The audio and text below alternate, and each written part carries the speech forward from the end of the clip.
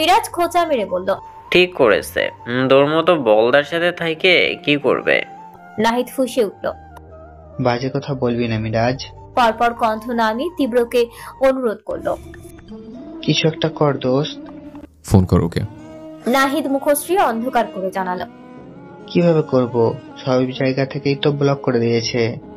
নির্বোধ, অন্য ফোন নেই? মুশফিক সিও ফোন এগিয়ে দিল, হাতে নিল নাহিদ। আমারটা থেকে দে। মিথিলার নম্বর তুলে ডায়াল করলো, রিং হলো দুবার, রিসিভ হতে ভেসে এলো আওয়াজ। হ্যালো, কি বলছেন? নাহিদ ধৈর্যহীন বলতে গেল, আমি নাহি। পথিমধ্যেই যেতে উঠল মিথিলা। তুমি আবার ফোন করেছো? একটু লজ্জা নেই তোমার? নাহিদের আবেদন। আমার কথাটা শোনো প্লিজ। চুপ, আর কখনো ফোন করবে না বলে দিলাম, স্যাসরা কোথাকার। মুখের উপর লাইন কাটলো মিথিলা। দ্বিতীয়বারের মতন মন ভেঙে আসে নাহিদের। মান ভুলে আবারও ডায়াল করতেই ব্যস্ত শোনালো। বুঝলো এই নাম্বারটাও পৌঁছে গিয়েছে মিথিলার ব্লক লিস্টের আঙিনায়। নাহিদের আবেগপ্রবণ চোখ ভিজে উঠল, কোটরে চিকচিক করলো অশ্রু। তীব্র বিরক্ত গলায় বলল, মেয়ে মানুষের মতো কাঁদবি না। কি করব তাহলে? শুনলি তো ওর কথা। আজ আমি বেকার, তাই বলে ভবিষ্যতে কি কিছু করব না? ও আমায় ছেড়ে যেতে পারলো? এতদিনের সম্পর্ক একবার ভাবলও না। মিরাজ মন খারাপ করে বলল, মেয়েরা এমনই ভাই, এদের অন্তর লোহায় গড়া। তুই কাঁদিস না, তোকে একটা ভালো মেয়ে এনে দেবো আমরা। নাহিদ হাতের তালু দিয়ে চোখ মুছল। মেয়ের অভাব হবে না জানি, কিন্তু মিথিলাকে ভালোবেসেছিলাম আমি। কি না করেছি ওর জন্য। রাত 2টা বাজে ওদের এলাকায় গিয়ে ওকে ফুচকা দিয়ে এসেছি। যখন যা বলেছে গোলামের মতো শুনেছি। আর আর সেই আমাকে এখন চায় না। তীব্র প্রতাপী গলায় বলল, ওকে চায় সেটা গুরুত্বপূর্ণ নয়, গুরুত্বপূর্ণ হচ্ছে তুই কি চাস। নাহিদের ব্যগ্র আঁখি ভেজা কণ্ঠে বলল, আমি ওকে চাই বিট্টু। তীব্র তাকালো, দর্পযুক্ত কণ্ঠ। তাহলে ও তোর? চমকে উঠল নাহিদ। এইরকম একই রকম চমক সবার চোখে। ও বিভ্রান্ত কণ্ঠে শুধালো, কিভাবে? তীব্র হাসলো, খুব সামান্য পুরো হাসিটা মেতে উঠল অধরপুটের কোনাকুনিতে। পঙ্কিল দুই অখিতে অন্য রকম ভাষা। চেহারার পরতে পরতে খেলে গেল রহস্যের ফাঁক ফোকরহীন দুর্দমনীয় জাল। চৈত্রের শুষ্ক দিন, সকালের এই প্রহর অপূর্ব মিষ্টি। ঝড়ঝড়ে রৌদ্রস্নাত আকাশে গাংচিলের আনাগোনা। পুষ্পিতা সেই উড়ন্ত চিলের ডানা দুটো দেখলো খুব মন দিয়ে। চোখে মুখে কাঙ্ক্ষিত কিছু স্বপ্ন, অন্তপটে সাজানো কত সুশ্রী কল্পনার আলিঙ্গন। কি স্বাধীন ওরা, কি সুখী। কোথাও শাসন নেই, বারণ নেই, কেউ নিশ্চয় বকে না, ধমকায় না। পুষ্পিতা আনমনা হয় ওই সাদা ওই আকাশে চেয়ে রয়। মানুষ পটে ভাসে শৈশবের কিছু স্মৃতি, কিছু সুন্দর মুহূর্ত, যা কোনোদিনও ঘটেনি, ঘটবেও না। তেমনই এক প্রত্যাশিত কাঙ্ক্ষিত জীবনের ছবি নিয়ে ভাবুক তার বক্ষস্থল কেঁপে কেঁপে ওঠে। মায়ের মুখ মনে আছে পুষ্পিতার। সালমা বেগমের সঙ্গে একটি ছবি আছে ওনার অ্যালবামে। সেখানে বাবা মা দুজনকে দেখেছে। মনির কাছে ওর আসার সঠিক বয়স কত মনে নেই, তবে বুঝতে শেখার পর সামনে ওই মমতাময়ী নারীটিকে পাওয়া, ছবিতে দেখা মা বাবাকে নিয়ে বিস্তর এক জল্পনা সাজালো পুষ্পিতা। ছোট্ট সে ছুটছে, পেছনে ভাতের থালা হাতে মা। আদুরে কণ্ঠে চোখ পাকিয়ে বলছেন, এই মেয়ে খেয়ে নে, দুষ্টুমি করে না। পুষ্পিতা শুনছে না। ছোট্ট নির্মল মুখে তার খিলখিলে ফুরফুরে হাসি। বাবা এলেন হঠাৎ, ওকে কোলে তুলে ফেললেন, দু গালে চুমু খেয়ে ডাকলেন, আমার মা। পুষ্পিতার পেলাবো হাত বাবার গলা জড়িয়ে ধরে। মা খাবার মুখে পড়ল সুযোগে। ইস, কি সুন্দর একটা দৃশ্য। পুষ্পিতার চোখ ভিজে ওঠে। যা হয়নি, হবে না, সেসব ভেবে হৃদয়ের আশেপাশে ছেয়ে আসে অমানিসার বান। আচ্ছা, এমন হলে কি খুব ক্ষতি হতো? কেন বাবা এত নির্মম? একটা দুধের শিশুকে এতিমখানায় দিয়ে আসতে তার কি মায়া হয়নি, বুক পড়েনি? কেন মা বেঁচে রইলেন না? কেন ভাগ্য ওকে বোঝা করলো অন্যের? মিথিলা, রাহাত, খোরশেদুল, মনি, এদের চারজনকে একসঙ্গে দেখলেই যে ওর ভারী লোভ হয়। এমন একটা সুন্দর গোছানো পরিবার কি হতে পারতো না ওর? পুষ্পিতার বুক ফুঁড়ে লম্বা ব্যথাতুর নিঃশ্বাস এলো বাইরে। ভেজা চক্ষুদয় ফেরল শূন্য অম্বর হতে। সেকেন্ডে মলিন বাতাসে শুকিয়ে গেল চ্যাটচ্যাটে অক্ষি।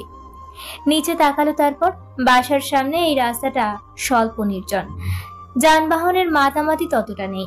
সে সময় মিথিলা বের হয় গেট দিয়ে। ফোন টিপতে টিপতে হাঁটছে সে। মিথিলা এবার বিবিএ তৃতীয় বর্ষের ছাত্রী। ভার্সিটি বাসা থেকে অনেকটাই পথ। ওর পরনে সালোয়ার কামিজ, মুখে মাস্ক। বাবার কড়া নিষেধাজ্ঞায় খোলা চেহারায় যাওয়ার স্পর্ধা হয়নি। দেখতে দেখতে সে রিস্কা ডেকে উঠল। পুষ্পিতা দেখে গেল ওকে। যতক্ষণ দেখা যায় মিথিলার বিয়ে পাকাপোক্ত হয়েছে। চৈত্র মাস শেষেই সেই তারিখ। পুষ্পিতার মস্তিষ্কে পৃথিবীর পরিসর বড্ড ক্ষুদ্র। ক্ষুদ্র তার দেখা শোনার আয়তন। সেই হিসেবে জগতের সর্বাধিক সুখী মেয়েটি মিথিলা। বাবা মা ফুটফুটেই আদুরে ভাই। একটি পূর্ণাঙ্গ পরিবার আছে যার। সে শুধু সুখী নয়, সবচেয়ে ধনী। উচ্ছল কদমে পাশে এসে দাঁড়ালো রাহাত। ফর্সা গা, উন্মুক্ত ভুঁড়ির নিচে পড়েছে ছাই রঙা থ্রি-কোয়ার্টার প্যান্ট। সেটা আবার নেমে যাচ্ছে। রাহাত টানছে ক্ষণে ক্ষণে। বাম হাতে ফোন। যতক্ষণ বাড়িতে থাকে ওর জ্বালায় সালমা নিজের ফোন কাছে পান না। সে এসেই ডাক ছুড়ল, এই ছোট পু। পুষ্পিতা চমকে তাকালো। গোল চোখে চেয়ে পল্লব ঝপটালো। ভীত কণ্ঠে বলল, কি? তোমাকে না আব্বু বারান্দায় আসতে মানা করছিল, তাও এসেছো কেন? রাহাতের প্রশ্নে মুরুব্বিয়ানা যেন কত বড় সে। পুষ্পিতা ঠোঁট উল্টালো। মাত্র এলাম, আচ্ছা যাচ্ছি। রাহাত ভীষণ চিন্তিত গলায় বলল, হ্যাঁ, তুমি এইখানে বেশি এসো না। এলাকায় অনেক বড় বড় ছেলে থাকে, তোমাকে দেখলে যদি নিয়ে যাই তখন আমি চড়াবো কোথায় পাবো? পুষ্পিতা থেমে দাঁড়ালো। পরপর হেসে ফেললো কথাটায়। প্রতিবারের মতো ওর নরম গাল টেনে দিয়ে বলল, ওরে পাকা বুড়ো রে। রাহাত হাসলো। বোনের হাত ধরে নিয়ে এলো বসার ঘরে। সোফায় বসিয়ে বলল, তোমার সাথে একটা দরকারি কথা আছে বুঝলে। কাল থেকে বলার জন্য আমার পেট গুড়গুড় করছিল। পুষ্পিতা আগ্রহ ভরে শুধালো, কি কথা? সে মস্তক ঝুঁকিয়ে সতর্কভাবে মায়ের ঘরটা দেখে নেয়। এই খবর পুষ্পিতা বাদে বাকিরা কেউ শুনলে যে আর আস্ত থাকবে না। রাহাত চঞ্চল ভাবে পাশে বসলো পুষ্পিতার, অথচ চাপা কণ্ঠে বলল, আমি না কাল খুব কাছে থেকে বিট্টু মাস্তুনকে দেখেছি। বিট্টু মাস্তান। ভীতু পুষ্পিতা নামখানা শুনেই শক্ত হয়ে গেল। মনে পড়ল খোরশেদুলের বলা সব বিশেষণ। সামান্য সিনেমা নাটকে মারামারি খুনোখুনির রক্ত দেখতেই ব্যর্থ মেয়েটা আটকে উঠল সবেগে। উদ্বিগ্ন কণ্ঠে বলল, তো তুমি কি করে দেখলে? ও তোমাকে কিছু বলেনি তো? আরে না, আমাকে কিছু বলবে কেন? তুমি জানো কাল কি হয়েছে? একটা লোক জোর করে বাইক চালিয়ে গেছিল, তাই জন্য বিট্টু ভাই তার জামা কাপড় খুলে নিয়েছে, জাঙ্গি পরা অবস্থায় পুরো এলাকায় হাঁটিয়েছে। রাহাত হাসলো। কুটি কুটি হয়ে শরীর ছেড়ে দিল ফোমে। কিন্তু পুষ্পিতার একটুও হাস পেল না, বরং মায়া হলো সেই বেইজ্জত হওয়া লোকের উপর। বলল, ছি রাহাত, একজনের অসম্মান নিয়ে তুমি হাসছো? অন্যের খারাপ দেখে কি কখনো হাসতে হয়? রাহাত হাসি থামালো সহসা, সচকিতে শুধালো, তুমি রাগ করছো?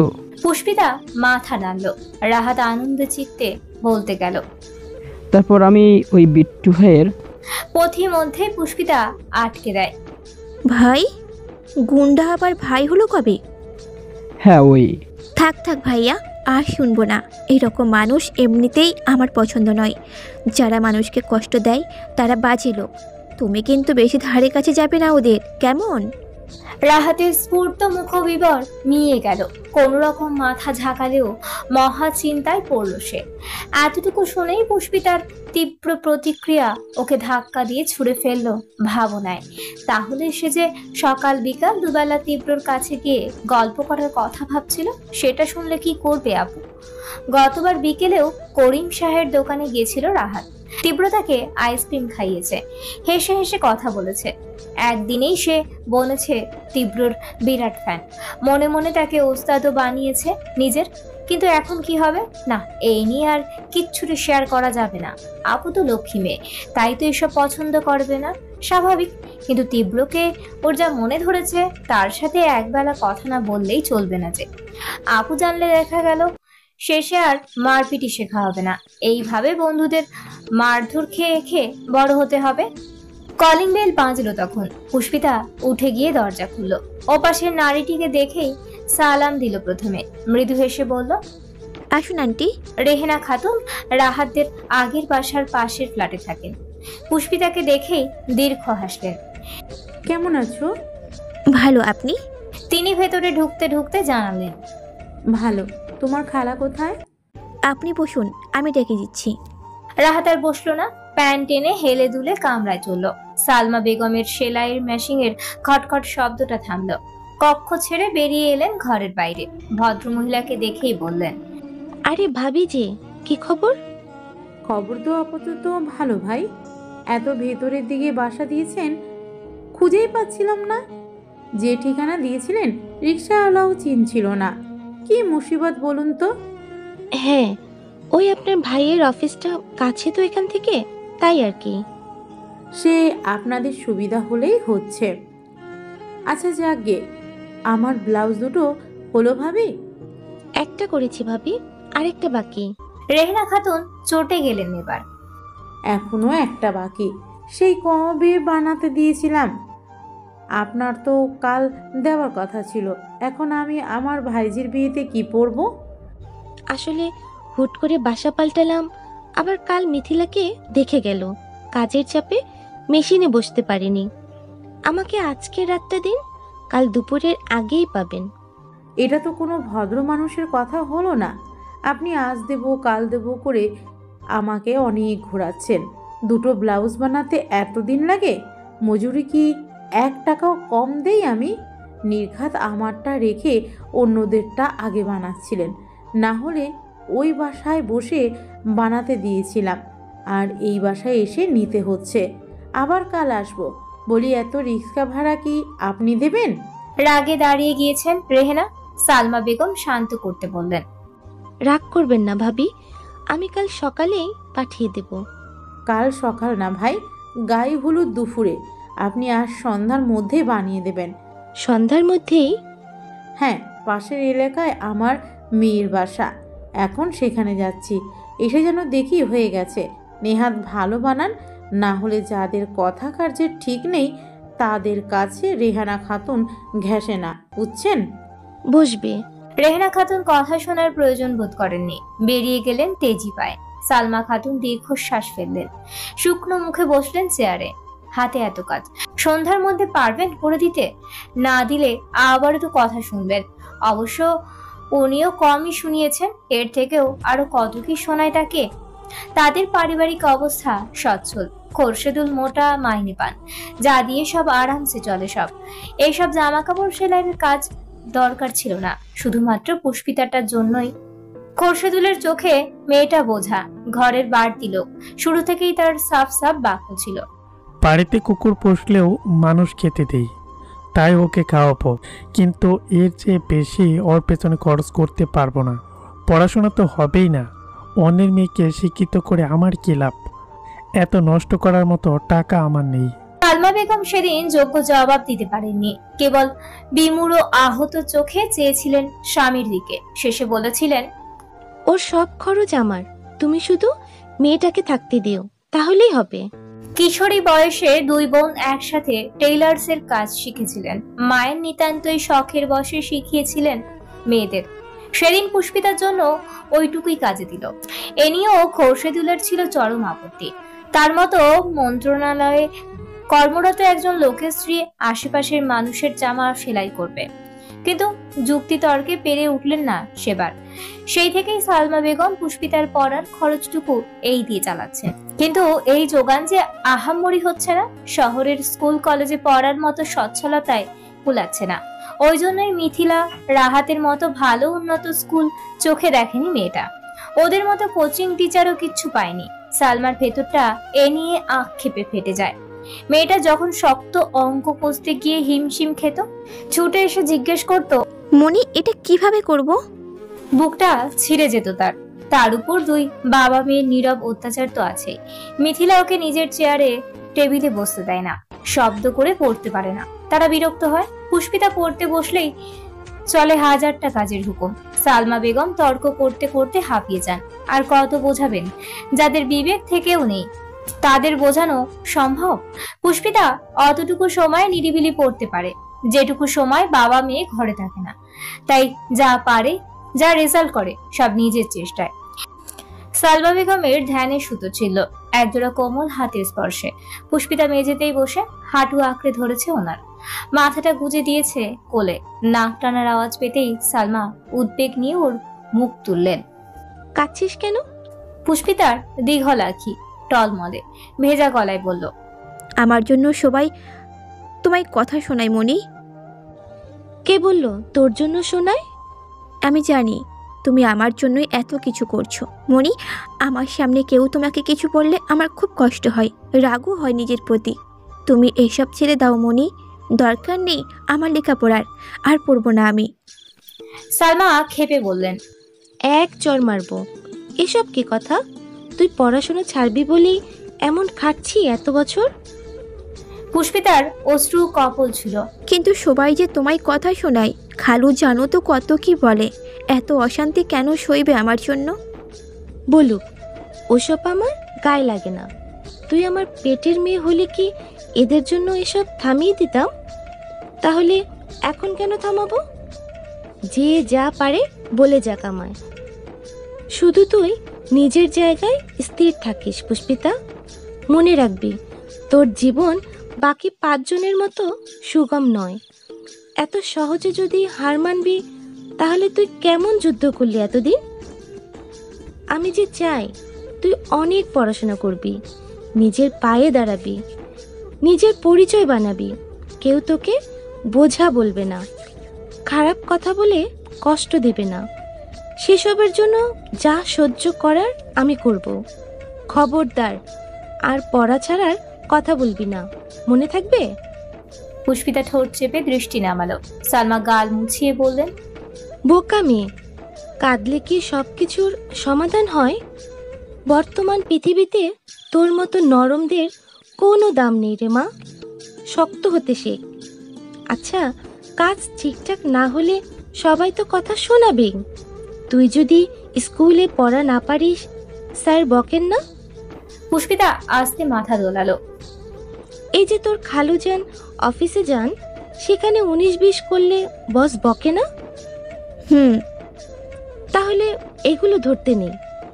আর তোকে এসব ভাবতেও হবে না। একদিন পর রেজাল্ট বের হবে, তারপর তুইও ভার্সিটিতে যাবি, লেখাপড়া শেষ করে চাকরি করবি। যারা তোকে আশ্রিতা বলে, খোঁচা দেয়, তাদের দেখিয়ে দিবি। পারবি না? পুষ্পিতা ওনার হাত দুটো মুঠোয় নিয়ে বলল, তুমি পাশে থাকলে সব পারবো। সালমা বেগম মুচকি হাসলেন, মাথায় হাত বুলিয়ে টেনে নিলেন বক্ষে। আমি সব সময় তোর সাথে আছি। পুষ্পিতা মিশে রইল ওই বুকে। একটু আগেই মায়ের জন্য করা মন খারাপ নির্নিমেষ মুছে গেল। সালমা বেগমের শরীর থেকে ছুটে আসা স্নেহের ঘ্রাণে জুড়িয়ে গেল অন্তপুর। কে বলেছে মা নেই ও অনাথ? এই তোর মা।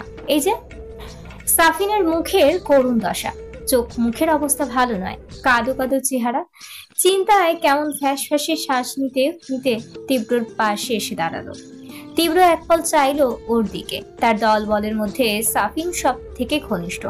সামনের দিকে ফিরে বলল, এই অবস্থা কেন? নাদের মতো কি তোর গার্লফ্রেন্ডে ভেঙে যাচ্ছে? পাশ থেকে শব্দে হেসে উঠল সবাই। মজা পেয়েছে ওরা।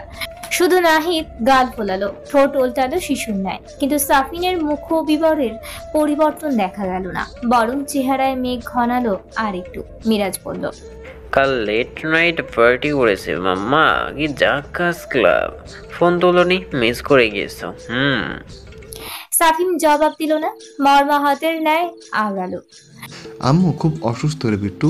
কাল রাতে অবস্থা খারাপ হয়ে গিয়েছিল, সারা রাত হাসপাতালে ছিলাম, সকালে বাইরে রেখে এই এলাম এখানে। সবার হাসি খুশি মুখশ্রী উবে গেল অমনি।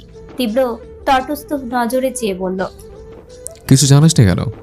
মাথা কাজ করছিল না, বোনটা এত কাজ ছিল। আমিও প্রায় দিশাহারা হয়ে পড়েছিলাম।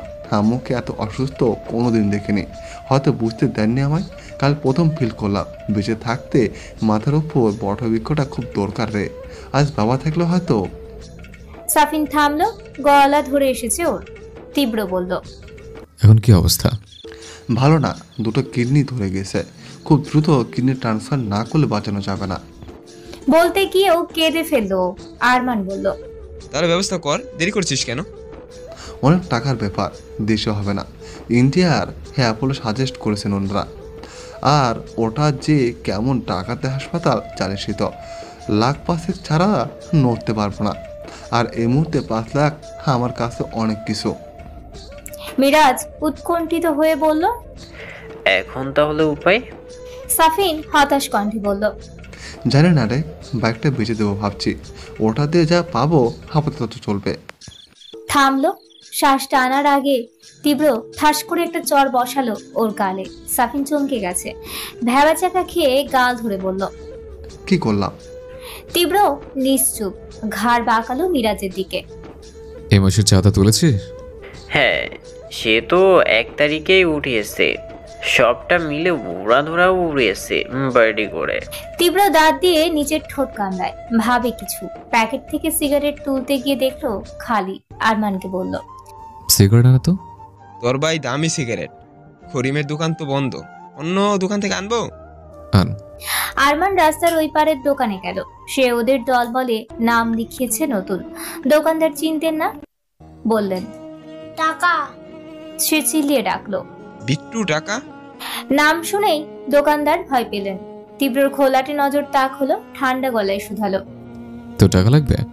লোকটি সসব ব্যস্ত বললেন, না না ভাই, আপনার লোক বুঝিনি, টাকা লাগবে না। আরমান ঠোঁট চেপে হাসলো, রাস্তা ডিঙিয়ে ফিরে এলো।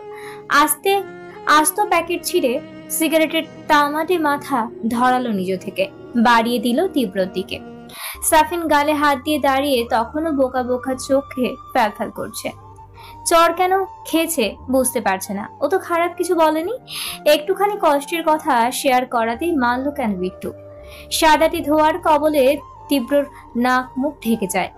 সুতনু বখাটে ঠোঁটে জল জলের সিগারেট সৌন্দর্য ফোটায় দ্বিগুণ। ফোন বাজলো তখন। রিংটনের কড়া শব্দ ভেসে এলো। জিপের সিট থেকে ফোন এনে এগিয়ে দেয় মুশফিক। তীব্র স্ক্রিনে চাইলো, ধরলো। কোথায় তুমি? যেখানে থাকার কথা। ব্যাকা উত্তরে জামশেদ নাক ফোলালেন।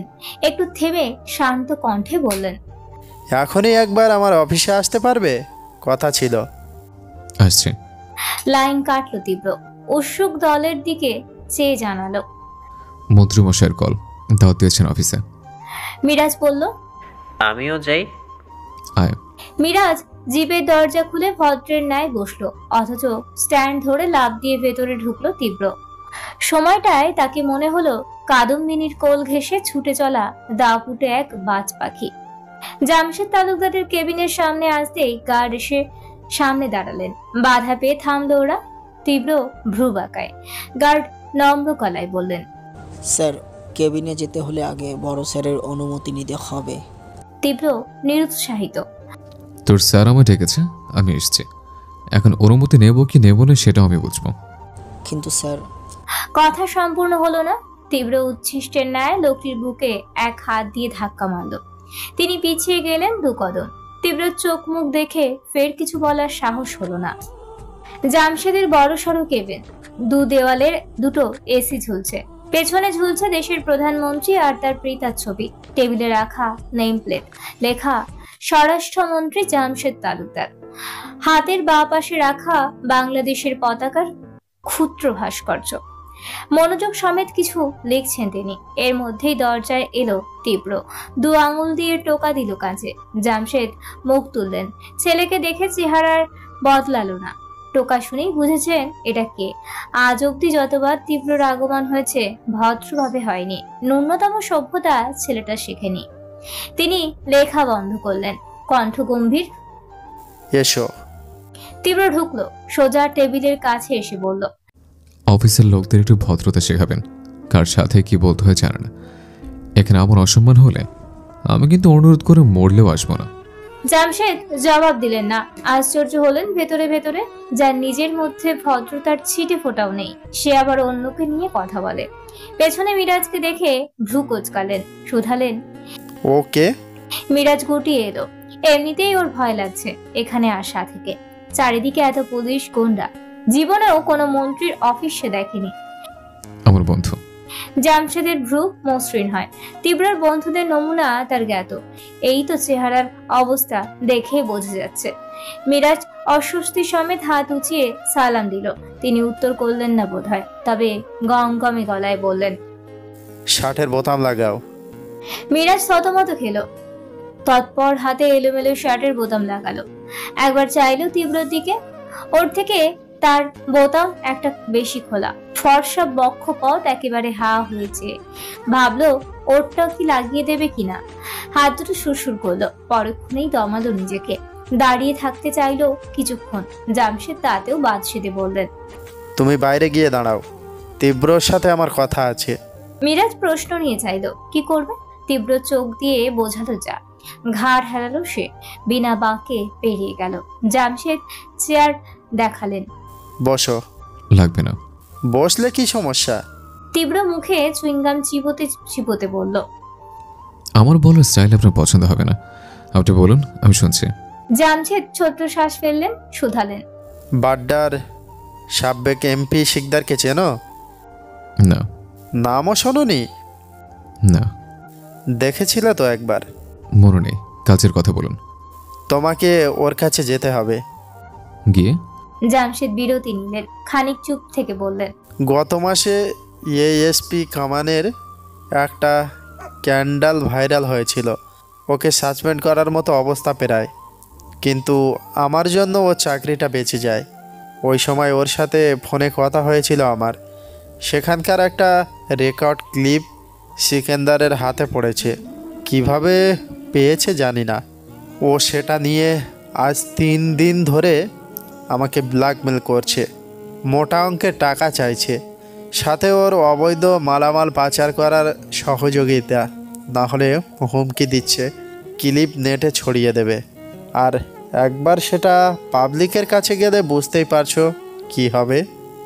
জামশেদ যতটা গুরুতর ভঙ্গিতে বললেন, তীব্রের উপর লেশমাত্র প্রভাব পড়ল না তার। বিদ্রুপ করে বললেন, সোজাসুজি বললে হয়, আপনার ঘুষটা ও সিক্রেট আটকে পড়েছে সেখানে। জামশেদ চোখ নামালেন। ছেলের কাঠখোট্টা কথাবার্তায় বিরক্ত সে। তীব্রর ঠোঁটে চটচটে হাসি। বলল, এখন সেকেন্দারে থেকে ওই ক্লিপ আমাকে উদ্ধার করে আনতে হবে।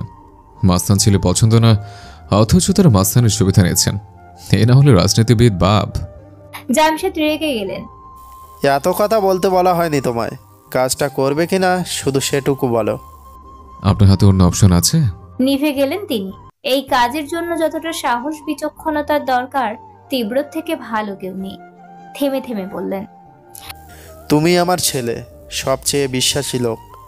এরকম একটা কাজ আমি কেন অন্য কাউকে দেব? তীব্র তুচ্ছ হাসলো, বলল, আমি রোদের মধ্যে মানুষকে ভয় দেখে টাকা নেই, আর আপনি নেন এসি রুমে বসে ঠান্ডা মাথায়। অথচ দুটো কিন্তু অবৈধ। এদিক থেকে দেখতে গেলে আপনি আমি দুজনে এক, তাই না? জামশেদ অতিষ্ঠ ভঙ্গিতে মাথার দুপাশ চেপে ধরলেন। তার সহ্য শক্তি এই তীব্রর সামনে এলে কিভাবে যেন তরতর করে বেড়ে যায়। চাইলেও সঠিক উত্তর দিতে পারেন না, চুপ করে থাকেন। তীব্র নিজেই বললেন, কাজটা করব, কিন্তু শর্ত আছে আমার। জামশেদ তাকালেন। কি শর্ত? 5 লাখ টাকা লাগবে। জামশেদ দ্বিতীয়বার প্রশ্ন করলেন না। বেশি ঘাটালে তীব্র বেঁকে বসবে নিশ্চিত। সহজ কণ্ঠে বললেন, আবুলের থেকে চেক নিয়ে যাও।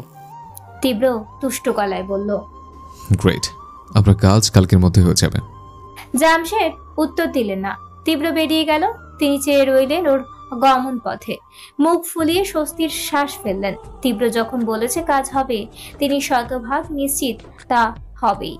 দরজায় টোকা পড়ায় আবুল হাসান বিরক্ত, বিস্মিত।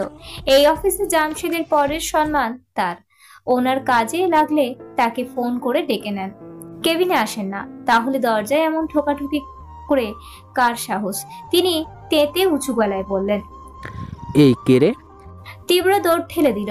দেওয়ালের এপারে এসে বাড়ি খেলো কাঠ। উৎকট আওয়াজ আর ওর মুখটা দেখেই চুপসে গেলেন তিনি। তীব্র খ্যাপাটে গলায় বলল, তোর বাপ। আবুল সবেগে উঠে দাঁড়ালেন, চেয়ার রেখে এগিয়ে এলেন ত্রস্ত। স্যার আপনি, আমি বুঝতে পারিনি। আসুন স্যার আসুন, কি সৌভাগ্য আপনি আমার কেবিনে। তীব্র ভেতরে ঢুকলো, সাথে মিরাজ। তার চোখ অফিসের কোনা কানিতে, চোখ জুড়ে বিস্ময় আর মুগ্ধতা। আবুল সিও চেয়ারে হাত দিয়ে মুছে তীব্রর দিকে এগিয়ে দিলেন। বসুন স্যার। বসলো তীব্র, পায়ের উপর পা তুলে এক হাত ছড়ালো হাতলে, চোখ ছোট করে বলল, তোর অতি ভক্তি দেখলে আমার হাত চুলকায়, ইচ্ছে করে তোর ভোতার নাকটা এক ঘুষিতে ফাটিয়ে দে। মিরাজ ঠোঁট চেপে হাসি আটকাতে চাইল, অথচ গহ্বর ফুঁড়ে ফিক ফিক শব্দ বেরিয়ে এলো তা। আবুল হতভম্ব হয়ে বললেন, আমি আমি কি করেছি স্যার?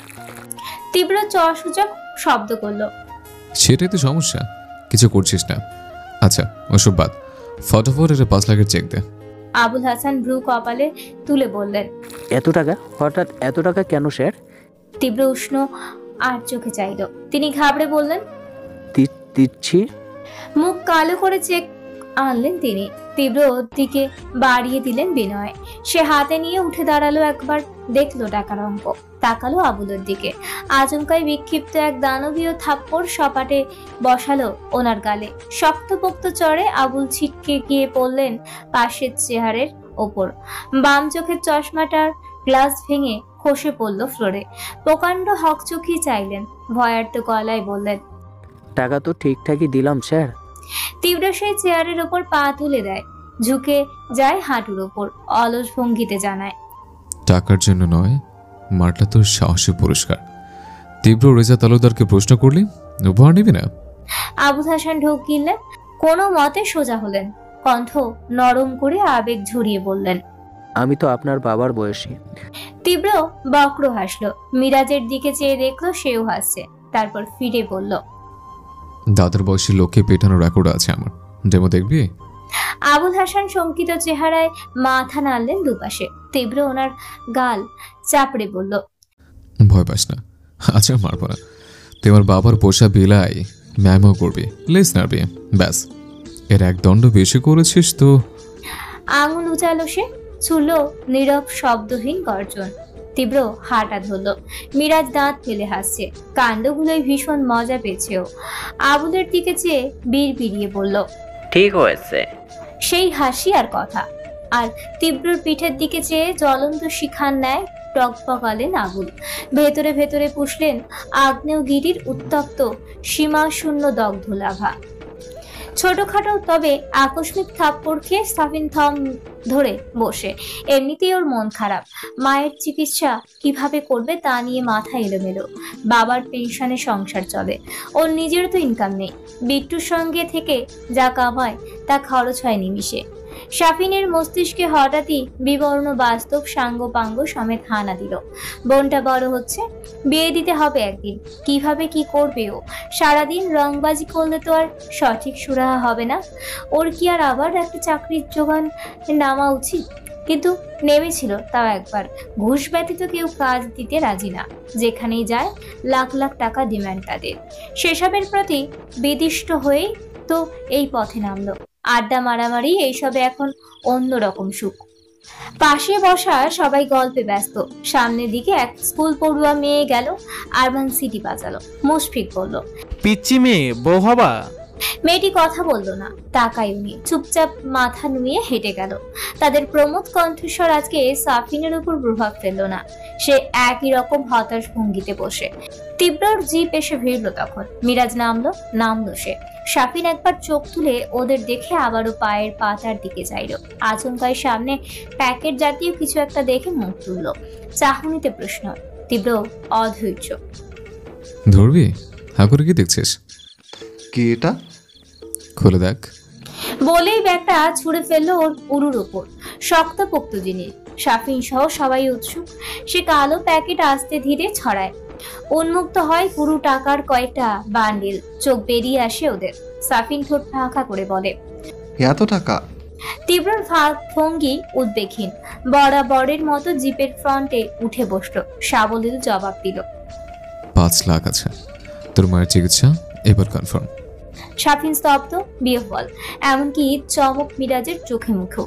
তীব্র চেক ক্যাশ করিয়েছে যখন, তখনও বোঝেনি ও এতগুলো টাকা সাফিনকে এমনি এমনি দিয়ে দিল।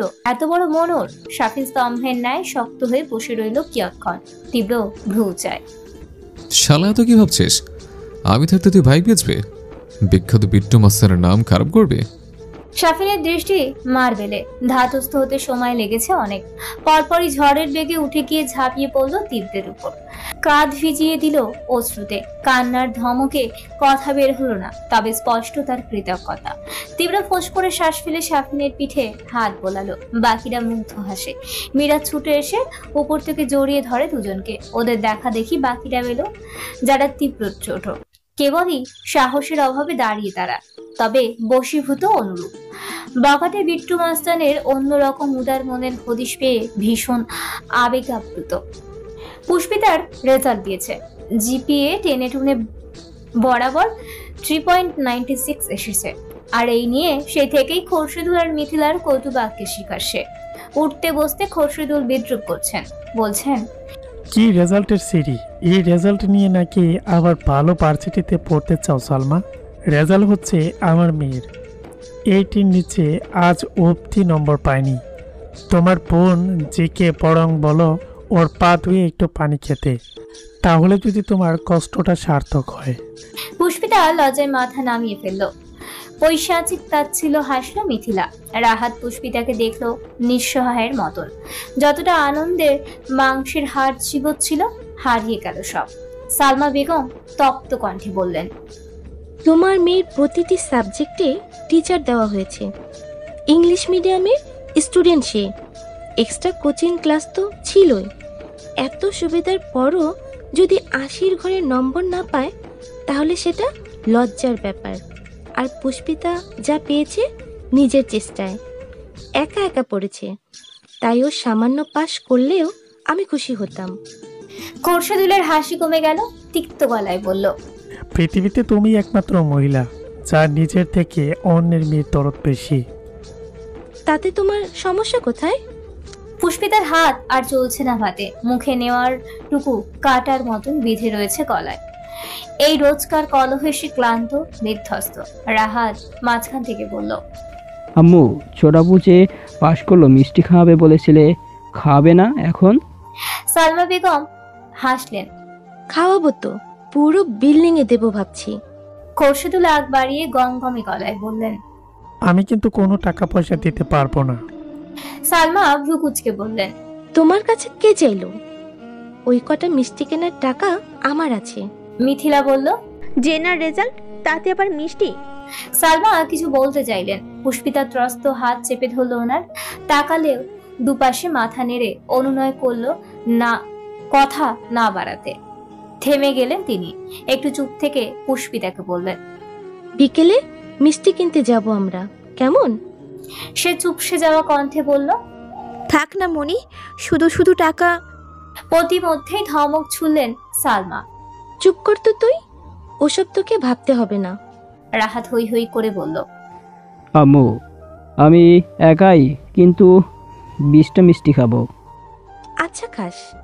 খোরশেদুল অসহভঙ্গিতে বসে, ইচ্ছে করছে উঠে যেতে। নেহাতি খাবার নষ্ট পছন্দ নয় বলে গাঁট হয়ে রইলেন। বিড়বিড় করলেন, আদিক্ষেতা। মিথিলারও একই অবস্থা, কিন্তু তার রাগ কম।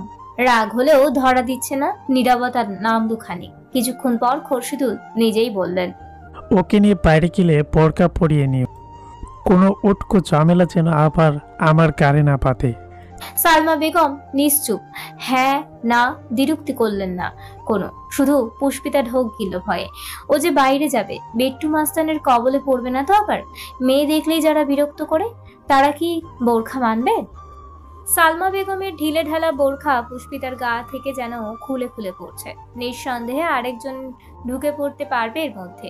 নিকাব বেঁধে একবার আয়নায় চাইল সে। কালো জুব্বার ন্যায় আবরণে নিজেকে দেখে হেসে ফেলল। রাহাত জুতো পড়েছে সোফায় বসে। চর্বিযুক্ত পেটটার কারণে ফিতে বাঁধে জান বের হয় সবসময়। এইটুকুতেই নাদুস নুদুস কতটা হাঁপিয়ে এলো। ডান পায়েরটা কোনো রকমে পড়তে পারলেও বাম পাটা অবধি পৌঁছানো দুঃসাধ্য যেন। বিফল শ্বাস ছাড়ল সে। মিথিলা ফোন চোখে রেখে ডাইনিং এ জল খেতে এসেছে তখন। রাহাত ওকে দেখে বলল, আপু আমার জুতো পরিয়ে দাও না। মিথিলা খ্যাক করে উঠল, পারবো না, নিজেরটা নিজে কর। এলেন আমার জমিদার, ওনার জুতো পরিয়ে দাও। রাহাতের চেহারায় অমাবস্যা ঘনায়। আহত লোচনে চেয়ে রইল বোনের দিকে। মিথিলা সেসবের তোয়াক্কা দেখায় না। ক্লাস ফাঁকা করে ফের ঢুকে গেল কামরায়। পুষ্পিতা তৈরি হয়ে বসার ঘরে আসে। রাহাতকে হতাশ ভঙ্গিতে দেখে মুচকি হাসলো। বলতে হয়নি, নিজেই পায়ের কাছে বসলো ওর। জুতোতে হাত দিতেই হাসলো রাহাত। ছোটপুর প্রতি তার ভালোবাসা আর টান আগেই ছিল, এবার আর এক ধাপ বৃহৎ হয় তা। সালমা বেগমও তৈরি। ক্ষুদ্র পার্সের হুক লাগাতে লাগাতে বললেন, হয়েছে তোদের, চল এবার, সন্ধ্যা হয়ে যাবে তো। পুষ্পিতা উঠে দাঁড়ায়। রাহাত প্রফুল্ল চিত্তে ঘোষণা দেয়, আমি রেডি। তাহলে নিচে গিয়ে রিক্সা ঠিক কর।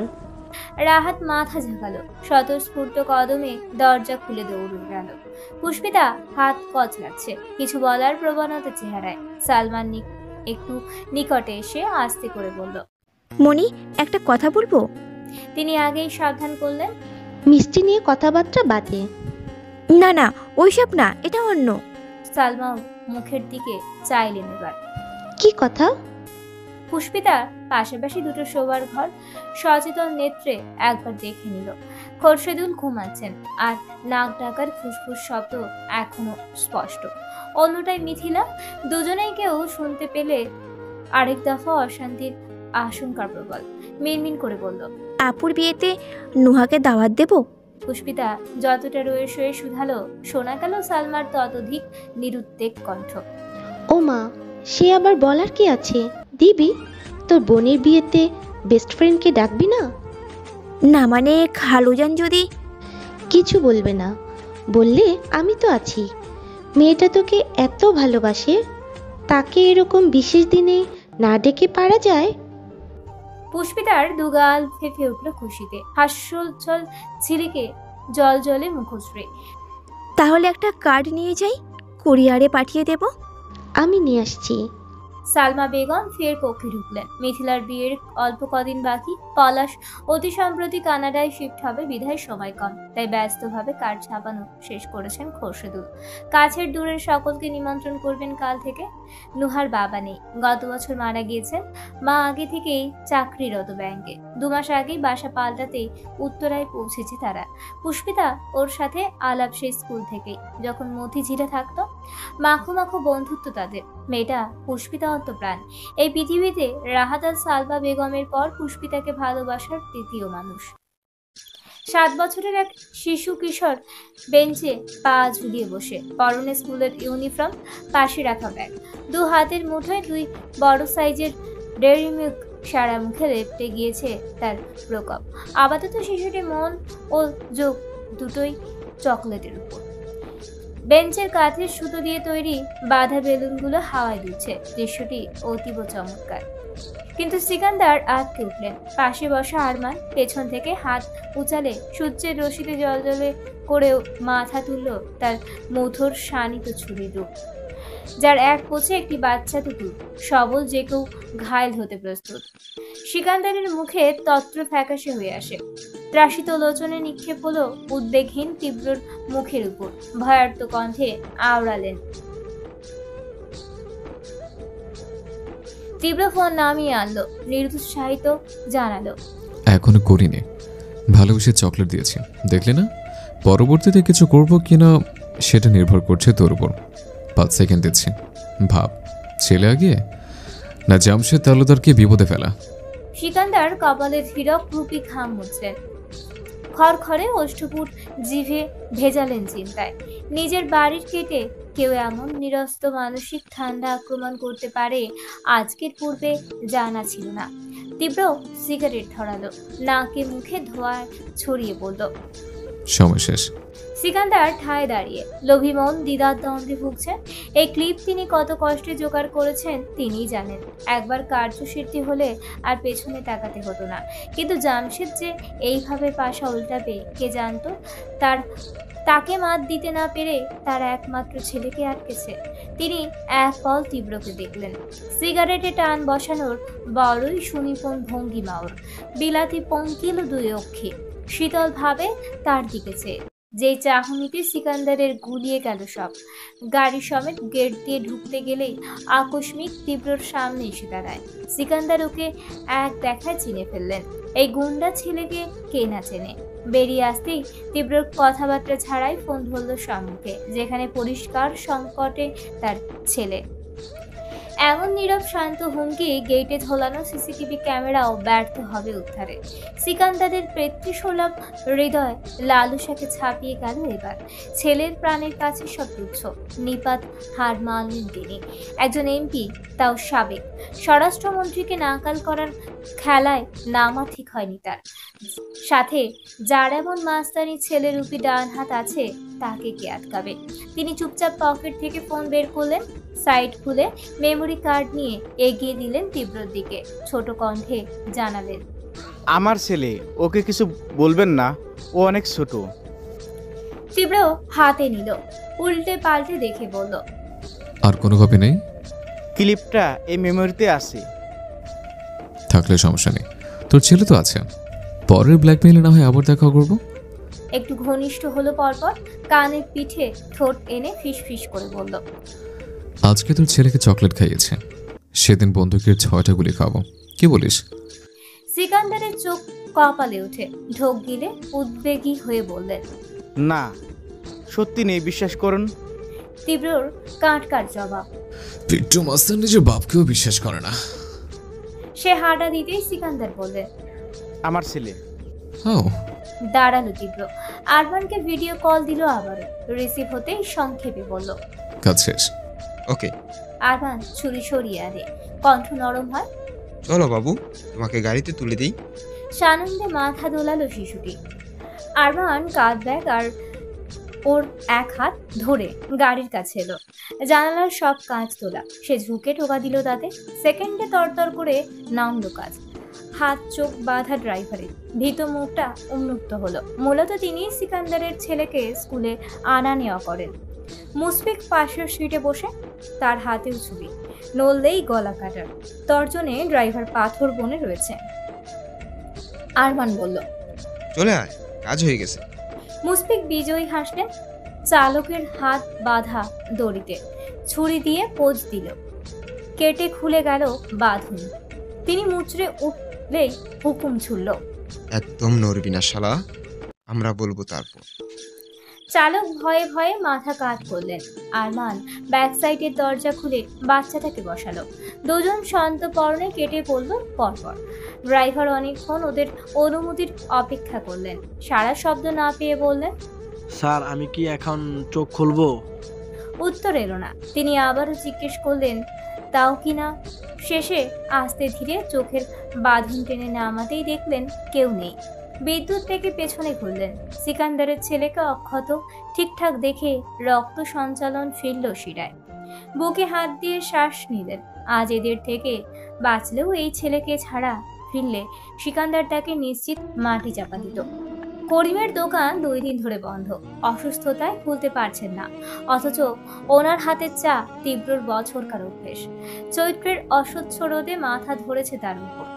অন্যদিকে চেইন স্মোকার সে, গাদায় গাদায় সিগারেট সাবার করা চুটকির ব্যাপার। আজকেও দোকানের ঝাঁপ লাগানো দেখে বিরক্ত হয় তীব্র। সূচক শব্দ তোলে জিভে। বাকিরাও ক্লান্ত ভঙ্গিতে বন্ধ দোকানের বেঞ্চে বসে। সিকান্দারের ছেলে কিডন্যাপিং থেকে সবকিছু মিটমাট করা একটা বিশাল যুদ্ধ সম। একটারও খাওয়া হয়নি দুপুরে। তীব্র চা শেষ হলে কাছাকাছি হোটেলে গিয়ে খেত। তুষার বলল, ভাই আপনি বসেন, আমি অন্য দোকান থেকে চা এনে দিই। তোর বস, আমি যাচ্ছি। সাফিন বলতে গেল, আমরা থাকতে তুই? সে কেড়ে নেয় কথা। সমস্যা নেই। নিচু টং থেকে বেরিয়ে আসে তীব্র। সন্ধে হবে অথচ রোদের তাপ তখনও প্রখর। ব্যবসা গরমের অসহ্য রকম বাড়াবাড়ি। তীব্র শার্টের 3টা বোতাম আগেই খোলা ছিল, উষ্ণতায় আরো একটা খুলে ফেললো এবার। আশেপাশে তাকালো, কদিন আগে করিমের দোকানের সোজাসুজি একটা দোকান বসেছিল চায়ের। বেচারা চাঁদা নিয়ে বাগবিতণ্ডায় মার তো খেয়েছে, দোকানও হারিয়েছে, সাথে তীব্র শ্বাস ফেলল। ভালোই ভালোই চাঁদা দিলে আজ ব্যাটার দোকানও থাকতো আর তার চা খাওয়া হতো। এই মোড়ে আর চায়ের দোকান নেই, আছে গলির মুখে একদম। তীব্র যখন দাঁড়িয়ে ক্ষিপ্র বেগে সাদা রঙের গাড়ি পাশ কাটায়, অপ্রস্তুতিতে ভরকালো সে, ত্রস্ত সরে গেল। আর একটু হলে চাকা উঠে যেত পায়ে। মেজাজ তুঙ্গে উঠল সহসা, ক্ষেপে চিল্লিয়ে বলল, এই মাদারফাকার বাচ্চা!